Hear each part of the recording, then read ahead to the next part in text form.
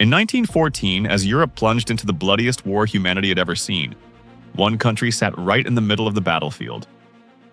Bordering Germany, France, Austria-Hungary, and Italy, four great powers tearing each other apart. But that country never fired a single shot. That country was Switzerland. What few people know, Switzerland's biggest danger in World War I didn't come from outside enemies. It came from division within its own borders. If Switzerland had been forced to pick a side, would this country still exist? In one piece today? Voiceover narration synced to this shot. Switzerland has a feature unique in Europe. 4 official languages, German, French, Italian, and Romansh, coexisting within a single country. During World War I, this became a social time bomb. German-speaking Switzerland largely sympathized with Germany and Austria-Hungary. Many newspapers and intellectuals openly supported the Central Powers. In contrast, French-speaking Switzerland leaned strongly toward France and the Entente. This divide was so severe it earned its own name, the Röstigraben, the Rusty Divide, named after the traditional German Swiss dish. The term is still used today to describe the cultural political gap between the two regions.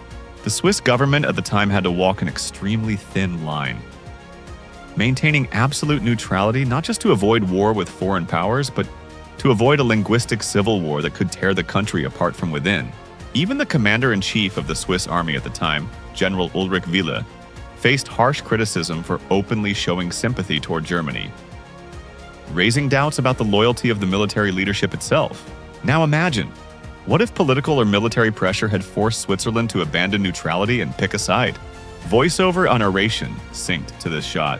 In this alternate timeline, imagine that in 1915, Germany escalates military pressure, threatening to march through Swiss territory to open a new front against France, forcing the Swiss government to choose: submit and ally with Germany or ally with France to resist.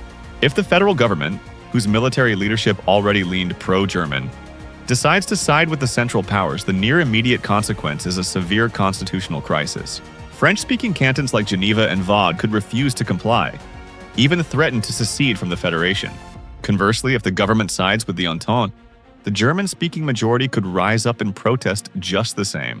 The worst-case outcome in this scenario: Switzerland could face a secession crisis similar to what happened in Belgium or other multi-ethnic empires of the era, where linguistic boundaries became internal front lines.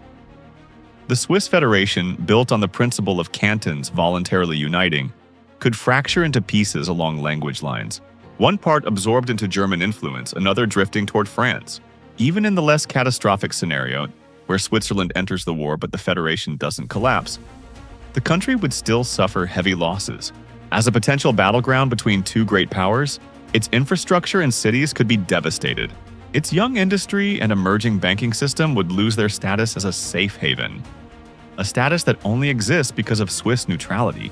No dialogue. Transitional beat, music swells, then drops before part 3. Voiceover like narration synced to this shot. What's fascinating is that the Swiss government at the time understood this danger better than anyone.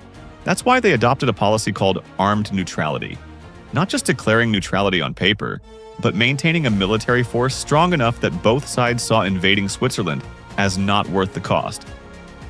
Whether the goal was military conquest or simply a political pressure, in other words, neutrality wasn't passive.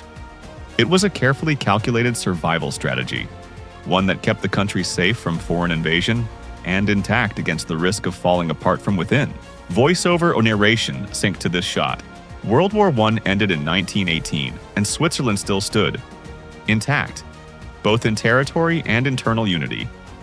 Even though there were moments of tension that nearly pushed the country to the edge of division, the Röstigraben still exists today, but only as calm political debate, never again as a battle line. Here's a question for you. In a world growing more divided, is neutrality still a viable choice for multi-ethnic nations? Or was it simply Switzerland's rare stroke of luck? Leave your thoughts below and subscribe so you don't miss the next historical What If